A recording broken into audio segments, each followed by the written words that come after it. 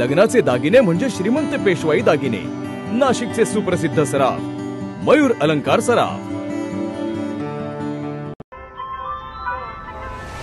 ताज्या बातम्यांसाठी नाशिक न्यूजच्या YouTube चॅनलला सबस्क्राइब करा आणि बेल आयकॉनला प्रेस करा.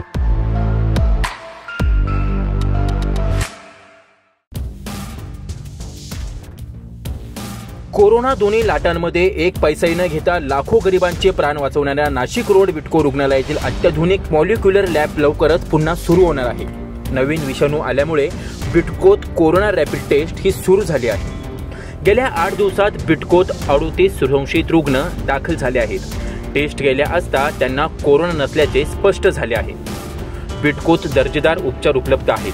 ज्यांनी लस घेतली त्यांची प्रतिकारशक्ती टिकून आहे. त्यामुळेच नागरिकांनी घाबरू नये असं आवाहन महापालिका आरोग्य विभागातर्फे करण्यात आलं आहे. तुषार ठेपले, नाशिक न्यूज, नाशिक.